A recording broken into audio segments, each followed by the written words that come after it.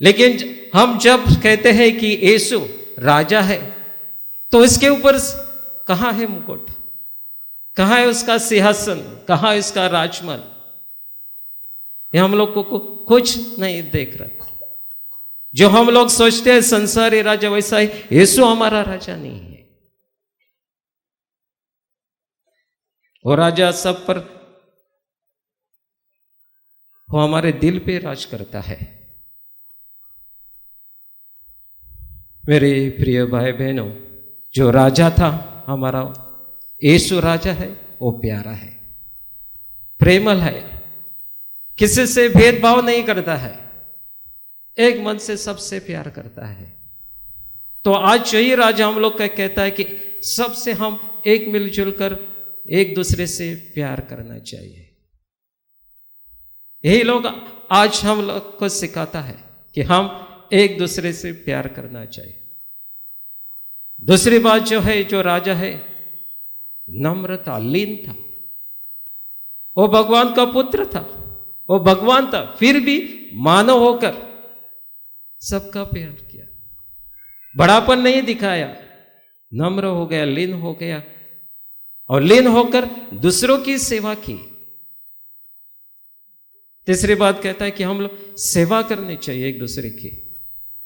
जैसे कि यीशु ने अपने प्रेषित की सेवा की, वैसे भी हम हमारे जीवन में, हमारे परिवार में हम एक दूसरे की सेवा करना चाहिए। हमारा राजा क्षमा करने वाला है, वो गुस्सा नहीं करता है कभी। सब जो भी आता है उसके पास, सबको वो क्षमा कर देता है। तो आज हम लोग को भी वो बुलाता है कि हम लोग भी एक दूसरे को क्षमा करना चाहिए। किसी जो भी उसके पास आया, उसी को कभी कभी उसने भगाया नहीं है, सभी को उनके माफ कर दिया है। तो जब हम लोग के पास हमारे दुश्मन आते हैं, जो जिसने हम लोग को बहुत बुराई किया हमसे, और आते हैं क्षमा मांगते हैं, तो हम लोग ने उन लोग को भी क्षमा करना चाहिए। तभी हम बोल सकते कि ये हमारे जीवन में राज कर रहा है।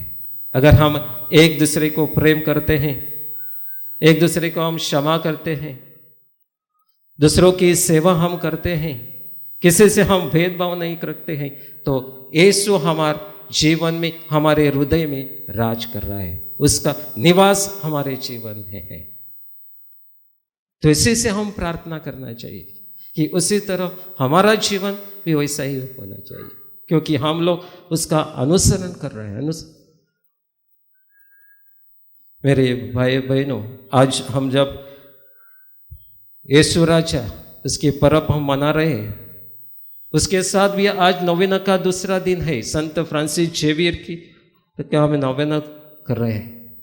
तो संत जेवियर, स्पेन में उसका जन्म हुआ, श्रीमंत घर में,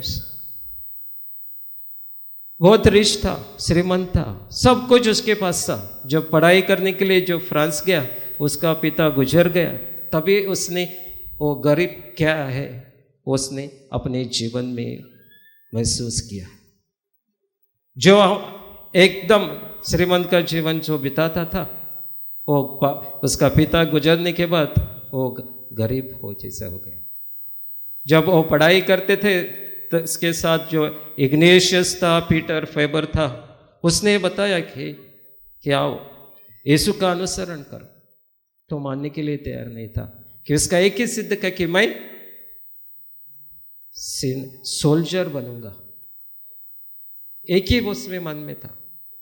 लेकिन जो इग्नेशियस था, उसको बार बार बुलाता था कि अगर तो सब दुनिया जीत गया और तो आत्मा बिगड़ गया, तो क्या मायने रखता है।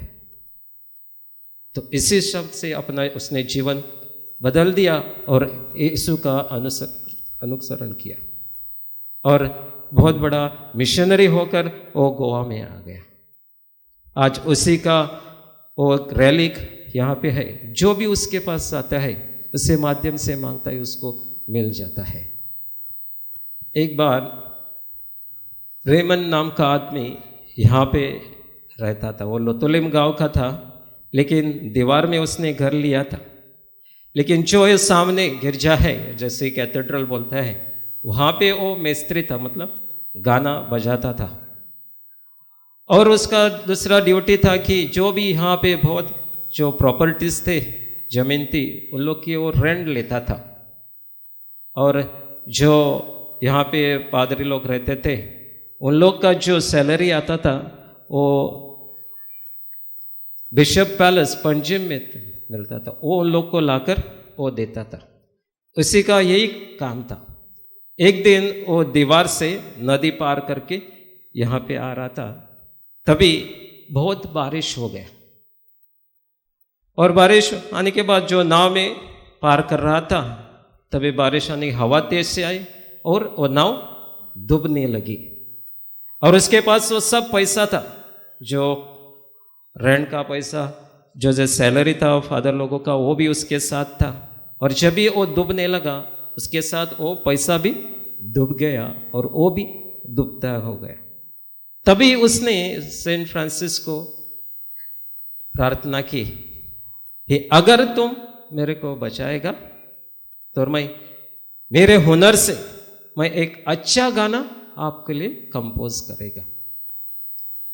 ये भगवान से वो सेंट फ्रांसिस जेवियर से उसने प्रार्थना की और चमत्कार हो गया। दूसरे बाजू में जो मछुआरे था, तो उसने देखा कि वो डूब रहा है, वो तुरंत उसके पास आता है और उसको बचा देता है। लेकिन जो भी उसके पास पैसा था वो सब निकल गया, वो डूब गया।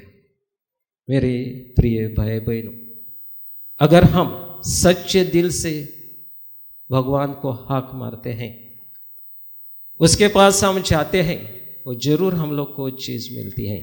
आप लोग बहुत दूर से आए हैं, गोवा में काम करते हैं, अभी फ्रांसिस जेवियर के चरणी आप लोग आए हैं, तो उसके पास जाओ। आपके जीवन में, आपके मन में बहुत कुछ आकांक्षा होगी, बहुत कुछ मांगने का होगा, तो आप थोड़ी देर मौन रख के वहाँ के उन लोग के पास मांगो। संत फ्रांसिस के द्वारा जो भी आप लोग मांगोगे वो आपको जरूर मिलेगा, लेकिन विश्वास से, नम्र से, लीन से मांगना चाहिए। जो भी आप लोग मांगेंगे जरूर आपको मिलेगा, सिर्फ विश्वास चाहिए। जब हम लोग आज उसी की चरणी आए तो उसी से प्रार्थना करें, जो भी हम लोग को मांगेंगे तो आप लोगों को सबको मिले। ऐसी प्रार्थना, दुआ हम मिसा बलि हम करेंगे।